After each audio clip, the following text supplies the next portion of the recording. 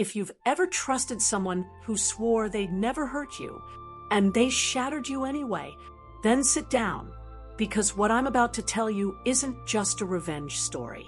It's how I took my power back, with precision, discipline, and zero apologies. The moment I stepped off that plane at Quantico, the heat hit me like a punch. Virginia in July feels like you're breathing through wet cement. My uniform clung to my skin, 30 kilos on my back, and the old ache in my left shoulder, shrapnel from Basra, a reminder I'm still alive. But the ache in my chest, that was new. In my hand, a small box, heavier than my entire rucksack, in meaning.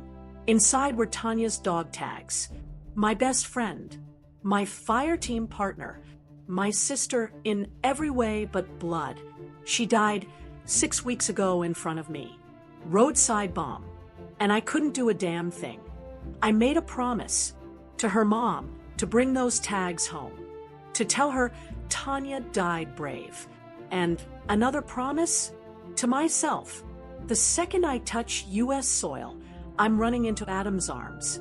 7 years of marriage, 7 years of late-night letters, broken Wi-Fi calls, and whispered I love yous across continents.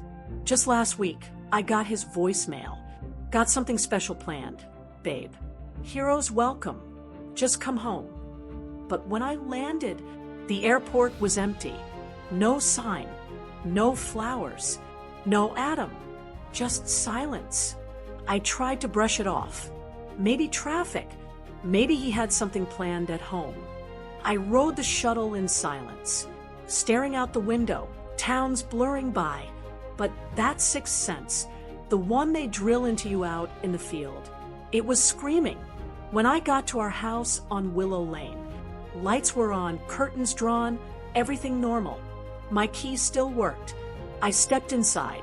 Laughter. A woman's voice. Young, playful, giggly, coming from the bedroom. My boots felt like they weighed a ton as I walked down that hall. And then I saw it. Our bed, the one we bought after Spain, the one I stitched the duvet for by hand. He was in it. Adam, shirtless, smiling. Next to him, some blonde girl, wrapped in our sheets. She gasped when she saw me. Oh my God, who is that? And Adam didn't even blink. Oh, you're back early. That was it. No panic, no apology, just mild inconvenience. Like I ruined his dinner plans. I didn't scream, didn't cry, didn't beg. I walked past them both, set Tanya's tags on the kitchen counter, and pulled out my phone. Military account, wiped. Retirement fund, gone.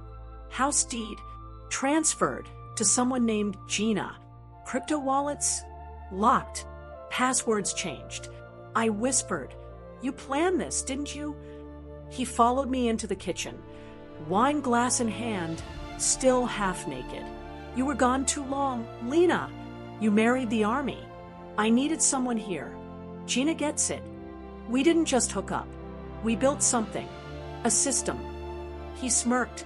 "While you were off chasing terrorists, we were building our future." Then he said, "You're a soldier, not a lawyer, not a hacker. What are you going to do?" I looked him dead in the eye, and I said, "Watch me." I walked out, didn't take my clothes, didn't take my medals, didn't even take our wedding photos. I just disappeared, because I'm not just a soldier. I'm special ops, counterintelligence, psychological warfare. And Adam, he had no idea who he just messed with. I went completely dark. No card swipes, no phone pings. Invisible. 2 weeks later, I resurfaced in Boise, Idaho.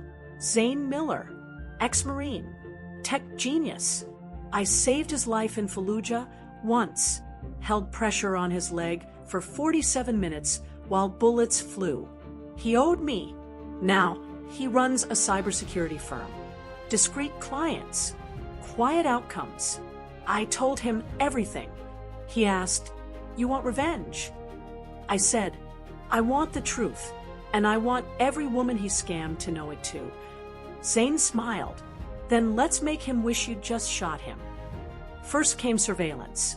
We tracked Adam's crypto, 17 wallets, over $480,000, pulled from 4 military women, all deployed overseas, all betrayed. Nobody had listened.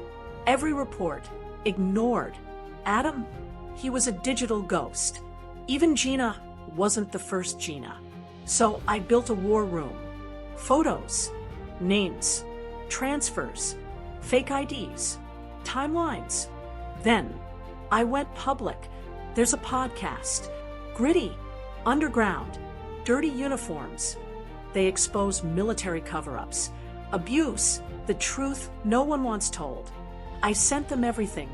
Anonymous, audio messages, emails, surveillance footage. Episode 4 aired on a Tuesday. Romance predator, the soldier's husband who took everything. It exploded. 300,000 downloads in 2 days. Reddit blew up. TikTok theories. Facebook rage.